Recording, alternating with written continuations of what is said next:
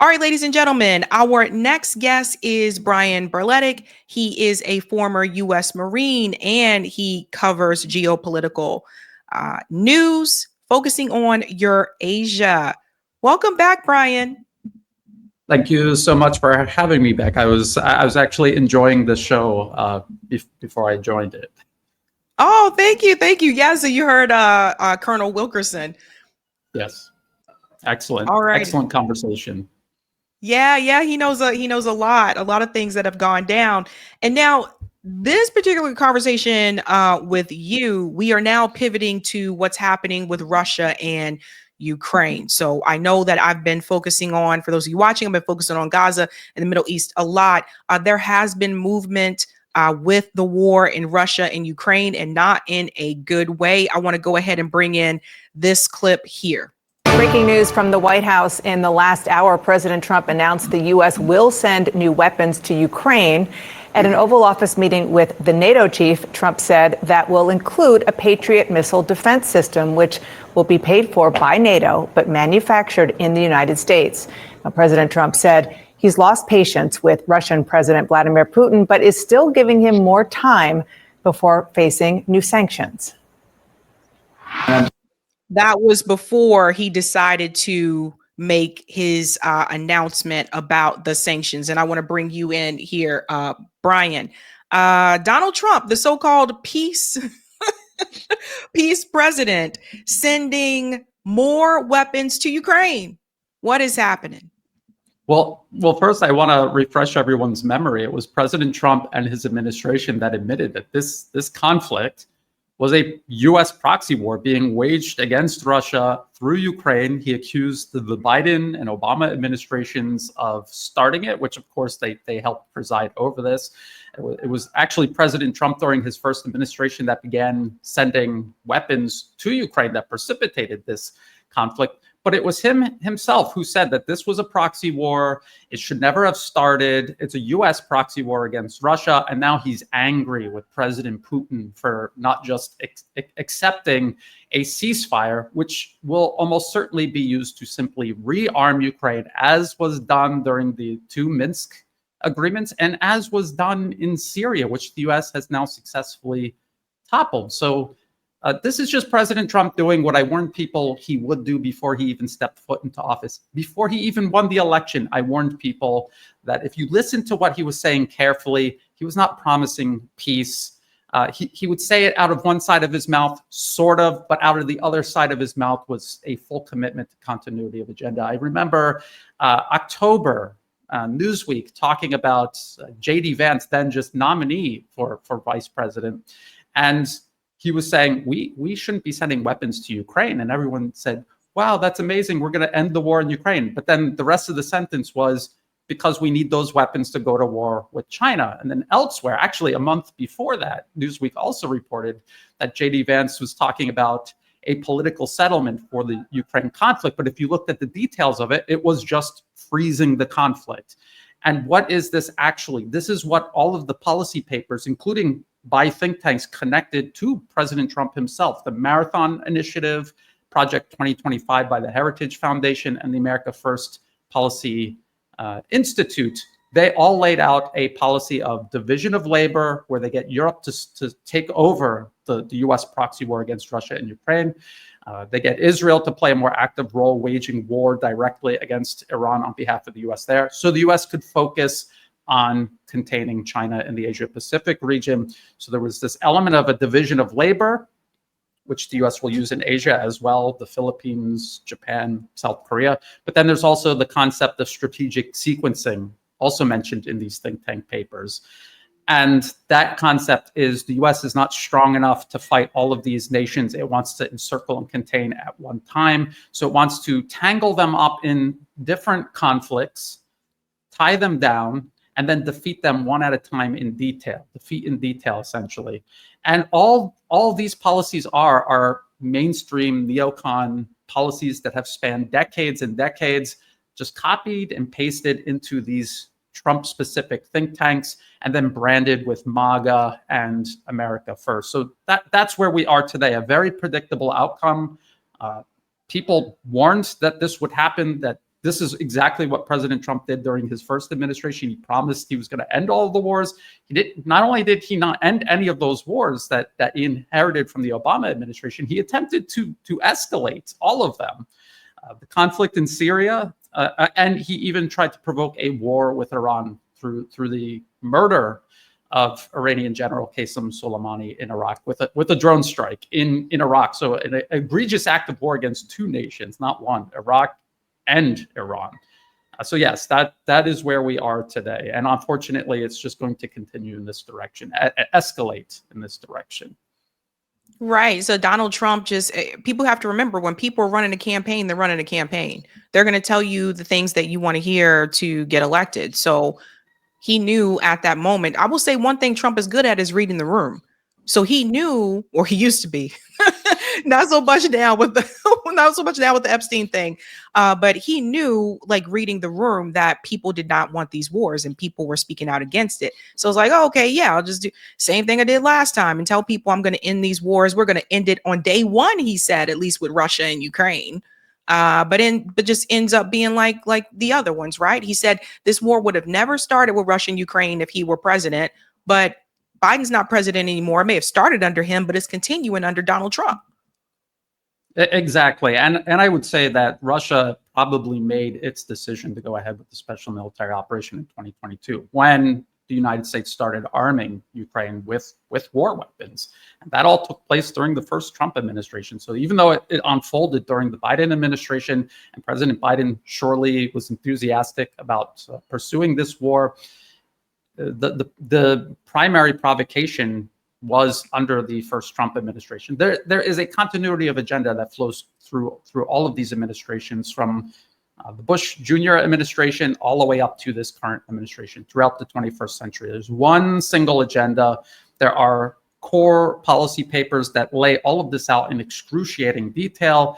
And if people just read that, they will see what is going to happen 5, 10, even 20 years from now. They will see all of this. I know I have been shouting about this since at least 2010.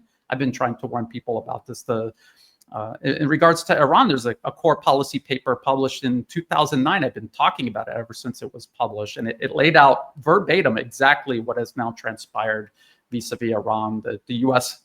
pretending that they were negotiating with Iran to create distance between themselves and their Israeli proxies, Israel carrying out the first strike, U.S. wading in. This was all verbatim spelled out in these policy papers 16 years ago. So yes, it is. It's just continuity of agenda. He just said that, just like Obama said he was going to stop all the Bush era wars. He did nothing of the sort. He knew he wasn't going to do anything of the sort. The people he picked for his cabinet were these people connected to this, if you want to call it a deep state, who represent these unelected corporate financier interests that determine U.S. policy and are the ones benefiting from it. And President Trump and his current administration is no exception to this rule.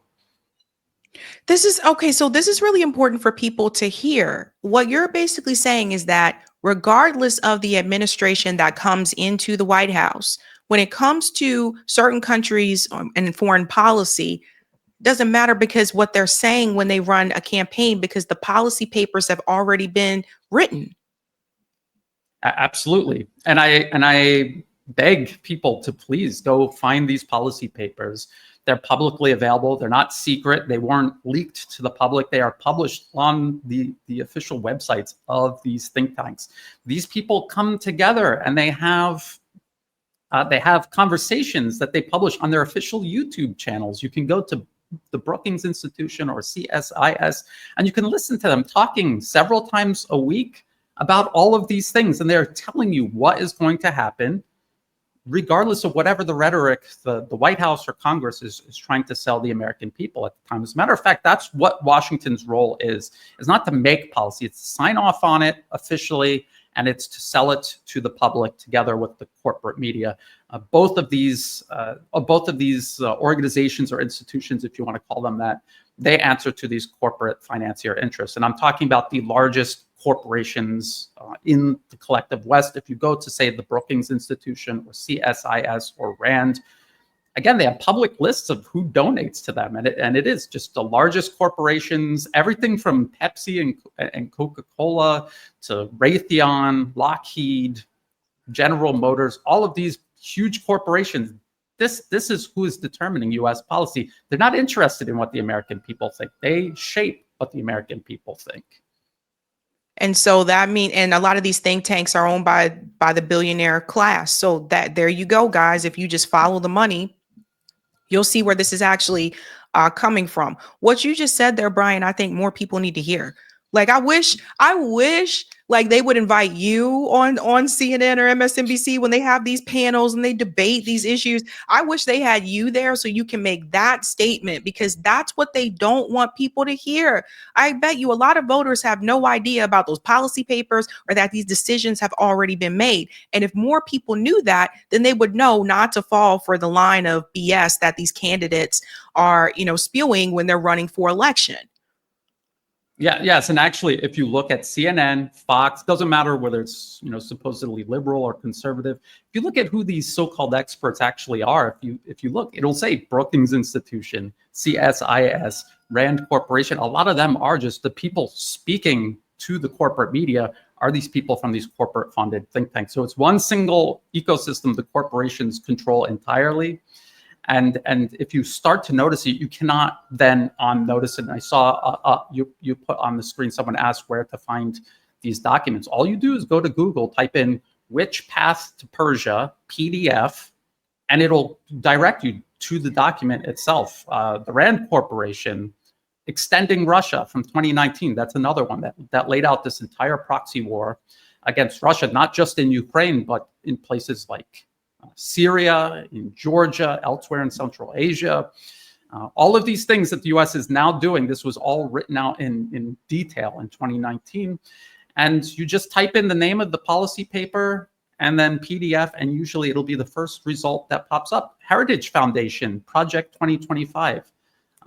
They have the whole document. It's over 900 pages long. It's tedious to read through, but it tells you absolutely everything the Trump administration was going to do, and it was written in 2023. So before the elections, they wrote all of this out. They were going to force Europe to spend more on NATO. They were going to dump the Ukraine war on Europe.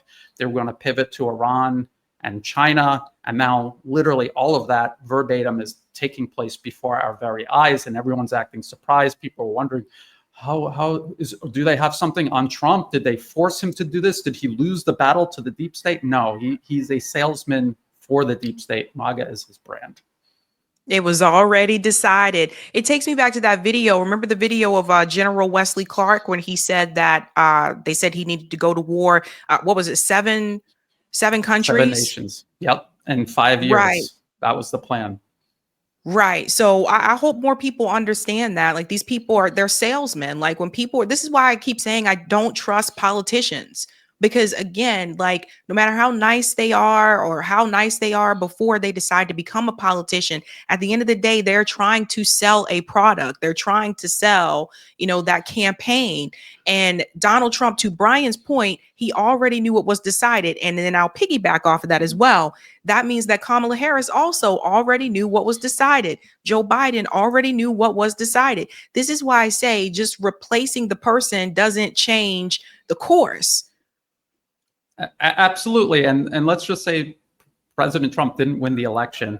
All that would have happened was, instead of having this very brief, just a couple of months, barely, if even, where we were pretending we were going to try to stop the conflict, it would have just kept going. And now, where things stand, it's almost as if there was no election and President Biden is still in office, isn't it? I mean, if people really think about, filter out the rhetoric and the branding and the slogans and all of the things they try to get you to do to rationalize accepting that things haven't actually changed. It is just continuity of agenda. And speaking of Ukraine, so Donald Trump did make an announcement about the Russia-Ukraine war. And he said, Trump threatens Russia with new sanctions if no peace deal is reached with Ukraine in the next 50 days. So obviously we know there's not going to Obviously, we know that's probably not going to happen, is what I would say, that Russia is not going to say, okay, let's reach this peace agreement. We only got 50 days. Like Vladimir Putin is not going to. I have a poll question for this. So, guys, make sure you answer the poll question. But I don't think that Vladimir Putin is going to be swayed by this at all. To me, this just seems like theater. But another question I have for you is I thought we already had sanctions on Russia. Yes, and I think Russia accepts that normalization with the West is impossible. They enjoyed it while they could. I think they were well aware that this was always going to happen. A lot of the, and then in the very small print of that article you just showed, they were talking about how the U.S. is sending weapons. Of course, they have been sending weapons all throughout the Trump administration, and now the authorizations under President Biden, those have run out. So very predictably, Trump is making an excuse to continue it, which is what I said he would do. And that is exactly what he is doing. And again, if this is a U.S. proxy war against Russia that should never have started in the first place, why is President Trump surprised that Russia will not accept a ceasefire? Everyone knows is going to be abused to just freeze the conflict and restart it later. If you want to actually truly end this conflict, and as Russia has constantly said, address the root issue. The root issue is this is a U.S. proxy war against Russia. U.S. generals are at the top of the chain of command of the Ukrainian armed forces. The United States Central Intelligence Agency runs all of Ukraine's intelligence agencies. So if you want to address the root cause of this conflict and truly end it, you need to remove those generals, pull the CIA out, stop sending weapons, and agree to a security architecture regarding Russia that is not a form of encirclement and containment, which is what U.S. policy is right now and has been since the end of the Cold War, as it is with Iran, as we can see with our own eyes, and as it is with China, which the Trump administration doesn't even pretend to make it a secret. And then there's this question about North Korea. I'm not sure if everyone saw this announcement recently. North Korea pledges to unconditionally support Russia's war in Ukraine. Holy smokes, ladies and gentlemen.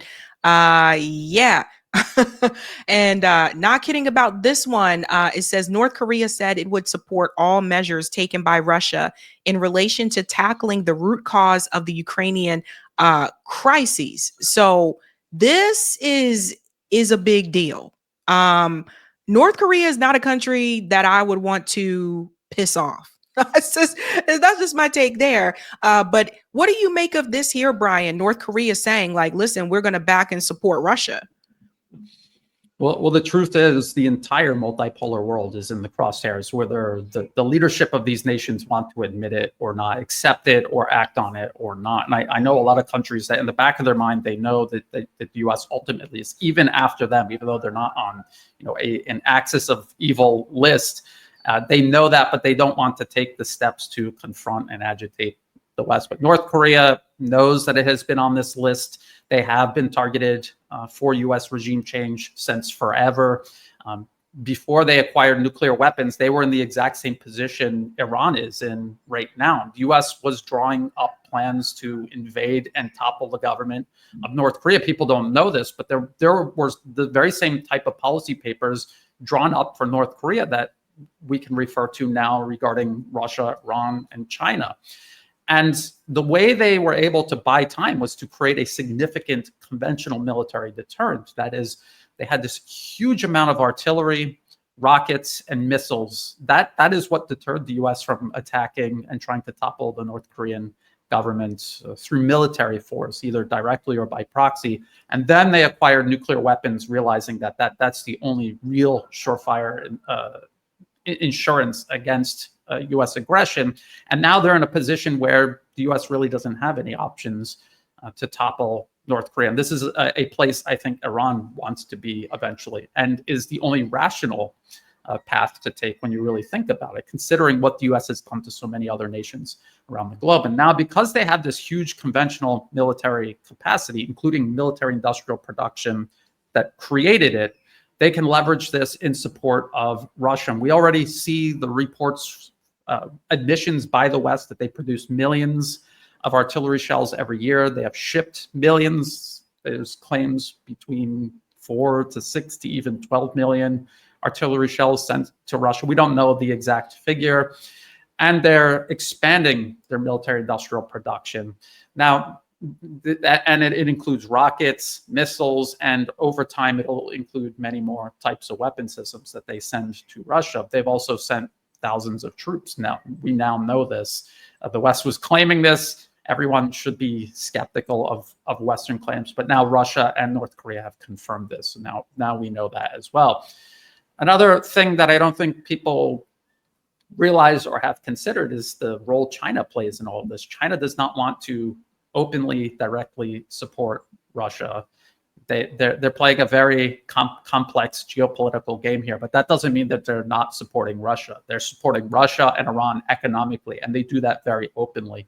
They support both nations in the UN. They do that very openly. But in terms of material support, people say, why aren't they making artillery shells and sending them to Russia? In a way, they kind of are, because they are, at least, I mean, they're probably the most significant source of industrial input for North Korea. So it's a very clever way to support Russia, even other nations like Iran, militarily, without having to do it directly, and then attracting the ire of the US and its propaganda machine. They're able to do it through North Korea. It helps North Korea, it helps Russia, and ultimately it helps China, because they're the ultimate target of US encirclement and containment. So I didn't know that about North Korea, that they were previously in the similar position as Iran. And that makes sense now as to why the US government is like, we don't want Iran to get the capability. They're like, oh, no, we don't want them to be at the table like North Korea is, because it's like, in a way, North Korea has nuclear weapons. So it's like you can't really overstep Kim Jong-un like that. Like you can't, I mean, so they don't want them to get in that type of position. So I was not aware of that. So I think that's important to know as well. The other aspect about this, you mentioned China. I do want to bring up these rare earth minerals that China has as well, which from what I understand, the weapon manufacturers kind of rely on some of those minerals that are in China in order to produce those weapons. So this is something I was thinking about. What if China one day just said, you know what? We're not going to let you have access to our rare earth minerals anymore. That's another way to stop war. Yes, and I'm seeing reports, and I'm looking into reports where it's claimed that China is looking at these rare earth minerals and their exports to Western industry, and they're making sure that it's going to civilian industry. It's not being used for dual uses or for military purposes, and that is the only condition that they're exporting these rare earths under. So we have to keep a very close eye on that and how that develops. Of course, it doesn't make any sense for China to export industrial inputs to nations that are building weapons specifically, literally pointed at China. I just wanted to touch on something you just said about North Korea. They acquired nuclear weapons, and the collective West is worried that Iran will be in the same position. Now we have to ask ourselves, how many nuclear weapons has North Korea used against another nation ever? And the answer is 0. And they know exactly that if Iran acquired nuclear weapons, they would never use them in a first strike capacity. They know this. They have admitted it in their policy papers over many, many years. So you're exactly right. They don't want Iran to obtain these weapons, not because they're worried that Iran is some sort of threat to them in terms of national security. It is a threat to their impunity in the region and around the world. That is why they're doing all of this. And that is not a justifiable reason to carry out war against another nation state, especially almost literally on the other side of the planet. That's right.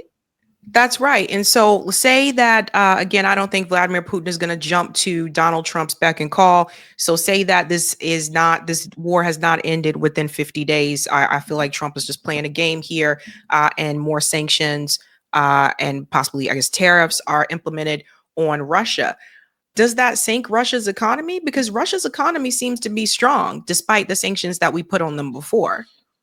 Well, this is the problem the U.S. faces. They have abused their global primacy that they inherited at the end of the Cold War. And the nations accordingly have begun creating an alternative system so that they can trade, do business, run their nations without the US dictating to them what they can and cannot do within their own borders and between themselves and other nations. They have free will to deal with other nations without having to ask the US for approval. And so they have created all of these systems. Collectively, we call this the multipolar world, or the multipolar world order. And because of its creation and many, many years, I mean, people, I think they take for granted now how all of this came to be. When BRICS was very early in its development, it was very hard to imagine this day where we are at right now, where the U.S. screams sanctions and people just kind of shrug their shoulders now. So I don't think the U.S. is going to be able to hurt Russia through sanctions. I think Russia, if I'm almost positive they knew this day was going to come, where they're just going to keep ramping up sanctions. China knows that they're going to do the exact same thing to them. They've been preparing for this for years. So I think they're prepared for it. I don't think they're going to capitulate to the US. If ever Russia agrees to some sort of ceasefire or anything of the sort, it would only be because they feel they can use that amount of time more effectively than the US and its proxies can. That's the only reason I think they would agree to it. I think that is the actual reason they agreed to the Minsk agreements 1 and 2, because at that time they were not actually ready to launch a special military operation, something they knew they were inevitably going to be forced to do. But they weren't ready at that time. So they agreed to it because they wanted to make use of the time. And of course, they did make more effective use of that time, building up their military industrial base in ways the US is still trying to catch up with. Very good points there. And that brings me into the BRICS conversation. Rain says, how far are we from revolution? What will it look like? So one of the things that I've said to people is that revolution doesn't always have to be something that's violent, right? And you brought up BRICS, and I kind of see that as a pathway to some type of revolution, like a multipolar world. These countries, if more countries decide to join BRICS, or if their applications are accepted, because you can't just join, like you have to apply. And these countries collectively try to move away from the US dollar. Now, ultimately, that would not be beneficial to those of us that live in the United States, that we would hurt. But I kind of feel like, in a way, that is maybe what needs to happen for those other countries to be able to have some type of autonomy and not be under the control of the West, the policing that comes from the West.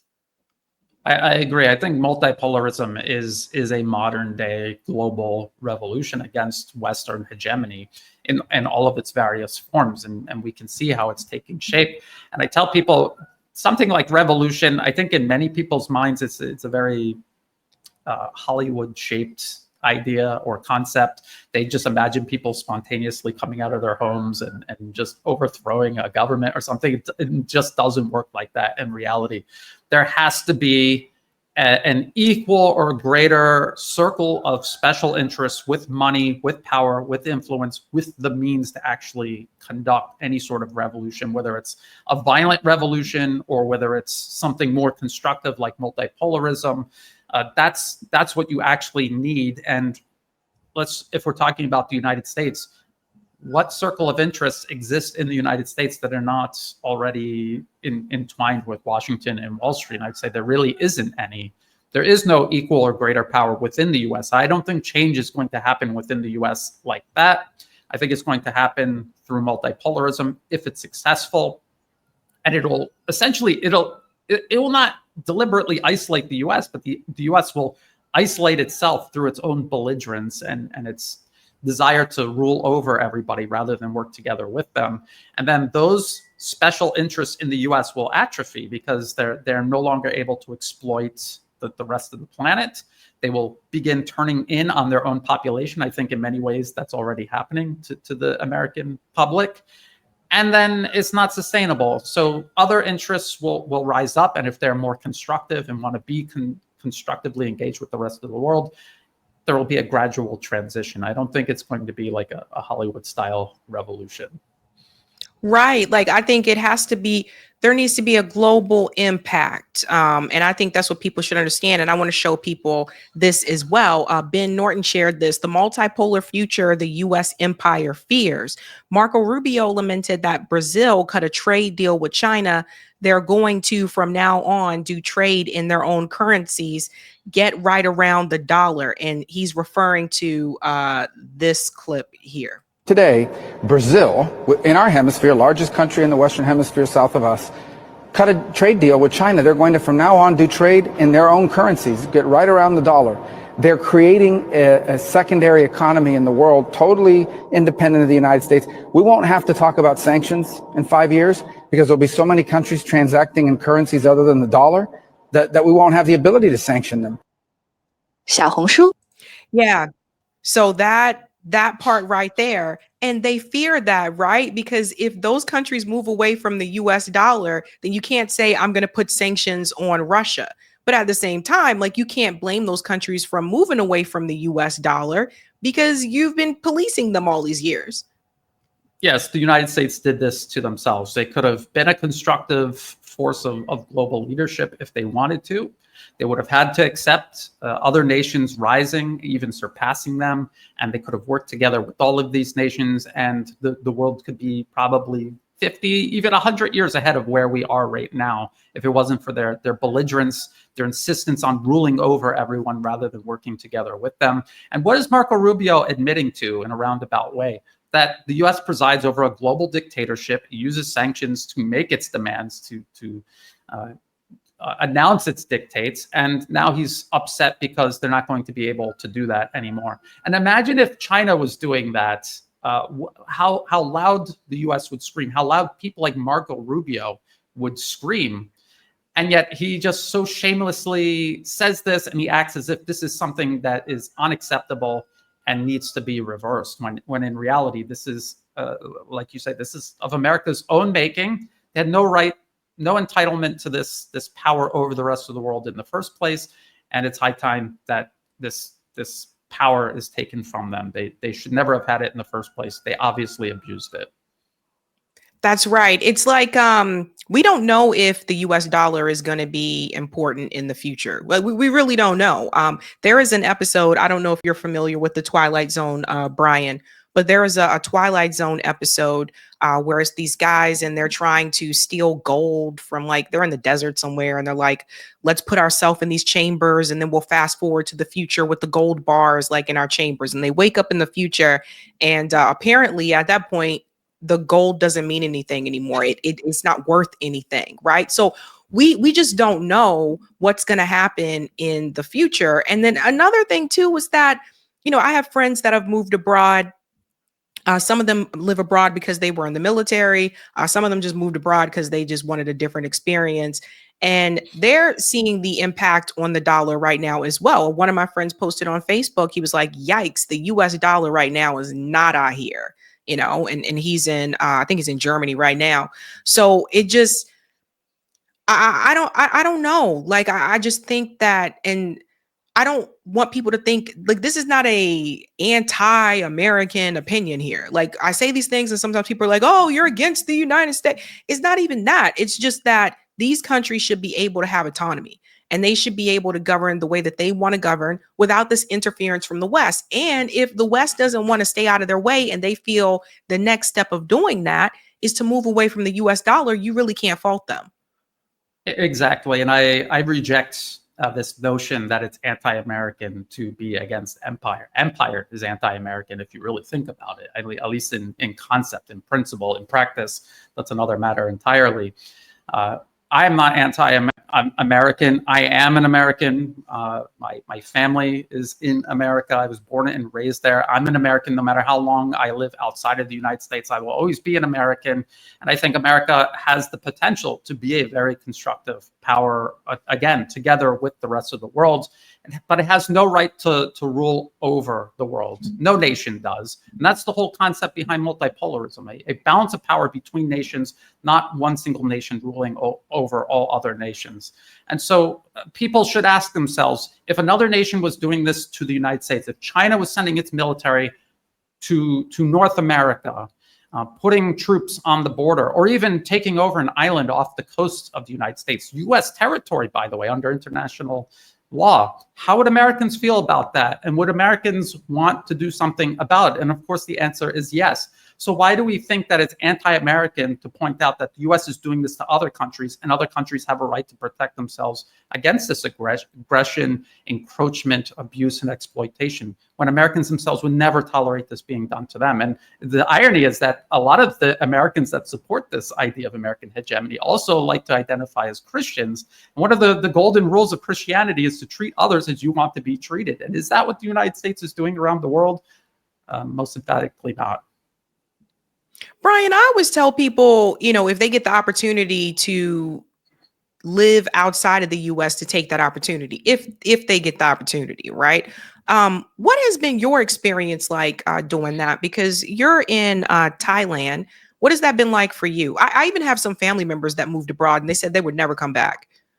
Exactly. I would never come back to the United States, not as it is now. And, it's eye-opening. As a matter of fact, when I was in the United States, before I went abroad, I was brainwashed. I literally voted for Bush Jr. I supported American, in a sense, American hegemony around the world. I joined the U.S. Marine Corps. And when I was in Japan, I tell this story often, I saw Japanese people protesting outside the gates of the U.S. camp. And I said, why are they complaining? We're here to protect them. But the longer I stayed in Japan, I chose to go to Japan because I did have curiosity about the rest of the world. And the more I learned about Japan, and I saw the US from the outside looking in, the more I realized how brainwashed I was, how completely wrong all of these things were that I thought I believed in. And of course, this awakening took place while I was in the military, and I refused to train. I was essentially kicked out, other than honorable discharge, because I refused to train. And then as soon as I got back to the US and separated from the military, I went to Thailand, because this was one of the places I went to train while I was in the military. I had learned the language a little bit already during that period of time. And since then, yes, I've not only have I been in Asia looking from the outside in, I've watched Asia transform over the last 20 plus years, from a region the US had exercised primacy over to a region that is now rising in its own right, and together with China. And the difference is night and day, and it is a positive difference. It is a tangible difference. We're getting infrastructure here in Asia that the US would never build, even if it could, but it can't. And now China is building it and working with other nations to build it. And you can see everyone rising together. So a lot of people tell me, Brian, China's just going to be, if China rises and the US doesn't stop it, it's just going to be the next America. It'll be a global hegemon. But they are demonstratively creating a system that is entirely the opposite of what the US has done. And they have risen to superpower status already without firing a single shot or invading a single country this 21st century. People should think about that. The implications of that. America is a waning superpower, and all it does is invade other countries and fire shots at everyone everywhere. So there is a fundamental difference, and people need to open their eyes to it. And they have to follow the truth, no matter how uncomfortable it is. And if you're an American and you believe in American exceptionalism, the truth can be a very large and hard pill to swallow. And another thing that people need to keep in mind is, again, like, if you have the opportunity, visit these countries for yourself, so you can see what it's like, because we can be easily deceived in this country. I feel like we are the most propagandized people in the world. I'm not kidding, because I've lived overseas, and I just feel like it's easier for us to be fooled for whatever reason. I think the media has a lot to do with that, but just also that lack of experience. I want people to understand that, like, when you're, like, for example, people who live in Europe, they have high-speed rail. You can literally get on the train in France and take the train to, like, I don't know, Switzerland or something. Like you can go from country to country, just like that. It's when you have that type. We don't even have high-speed rail here. Okay, so it's like, I think that when you have that ability to just be able to go from country to country like that and it's easily accessible, yeah, I think that does make things different for you. And from my experience, when I lived overseas, a lot of times people in these countries are minding their own business. They're not even focused on like the US unless they actually want to try to come get a visa to come here. But for the most part, they're not focused on what we're doing. They're focused on what's happening in their community and what's happening within their country. We're the ones, the United States government is the ones that tries to force our way into their country and policing these people. Like we have over 800 military bases all over the world. So people have to imagine if China had 800 military bases surrounding the United States. Yes. Well, to just think about it, China is building up its military entirely within its own borders. And Americans are still complaining about this, even though the United States has tens of thousands of troops closer to China and its shores than to America itself. So if you look at a globe, you have to cross the entire Pacific Ocean to reach these bases the U.S. is operating out of that are closer to China than they are to the U.S. Just think about that. If it was the other way around, it's just unbelievable. And I have not just stayed in Thailand. I've traveled around the rest of Asia. Obviously, I experienced Japan. I actually traveled all the way across China by rail. I lived in Singapore for a while. I traveled through Malaysia several times. And you have to go to, especially China, you have to go there and see it for yourself to understand not just the scale of everything that's happening in China, the scale of the lies people are being told in the United States about it and its rise. And I even see people in the comment section talking about China's rising by making bad deals. I'm in a country that makes deals with China. And I can tell you, Thailand is many times better off now for making those deals than when the US was the primary power influencing this region. You can see the difference. You can talk to people who have visited Thailand early 21st century and now today. It is night and day difference. Hey, if you cannot get out and travel, here's another suggestion. Go to YouTube and just type in 4K walk. That's the resolution. It's a high resolution walk, no commentary, and just type in any random city in China or just China in general. You will find unedited single take videos of people walking for like an hour, sometimes up to 2 or 3 hours walking through China or driving across China, and like a 10-hour video of just driving across China. And look and see for yourself and ask yourself, is that what you pictured based on the lies you're being told by the US media? Is that what you pictured? And if not, why? Why are these two images different? The one you imagined and the one you're actually seeing. So at this point, yeah, no, there's no excuse for ignorance. That's the last thing I was going to say.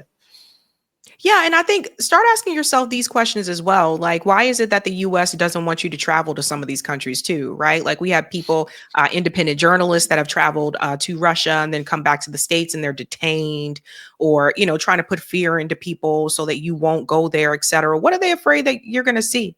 Well, why don't they want you to go to Iran and Russia and all these and China? Like, what are they afraid of?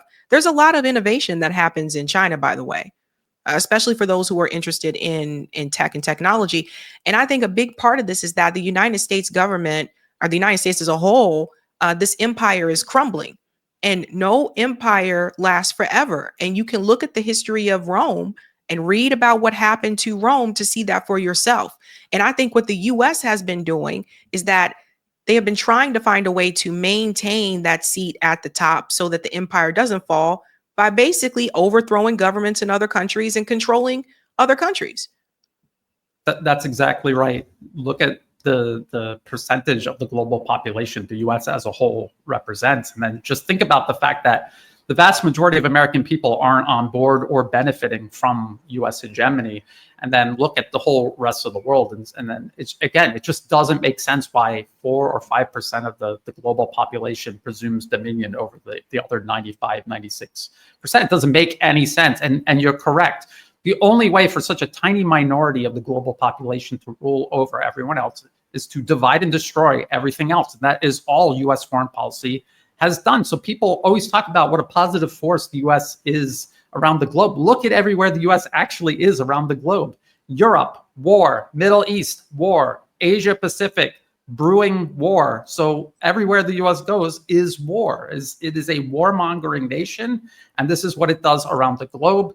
People complaining about people flooding in over the southern US border. What are they fleeing? They're fleeing the instability the US has propagated across all of Latin America for over a century. Just look at the history. It's not even like secret or conspiracy theory. There are things you can go to the US State Department's Office of the Historian and read all about. They are fleeing US destabilization, US division and destruction, economic or even sometimes literal. And that is what people are fleeing. That's why they are coming. And you're complaining about these people fleeing, but you're not asking yourself why they're fleeing and what role the U.S. had in all of this. And so it's just ignorance is a trap. That is the worst enemy of America and its best interest is this ignorance. That is what American people need to fight against, not Mexicans, not people from Latin America, not China, not Russia, not Iranians. It is ignorance, and it's ignorance that's deliberately imposed on them by the U.S. media, the U.S. government, and the special interests that control both. And those countries in Latin America weren't always like that either. Exactly. Venezuela wasn't always like that. Like, people have to, again, look back at the history and then you'll see. So I think travel is fun if you can do it. Brian, thank you so much for your time. Can you tell us what else you have coming up? Well, I just do weekly videos. You can find it on The New Atlas. Just go to YouTube, type in The New Atlas, and then in the video description of each video, you can find all the other places to find and follow my work.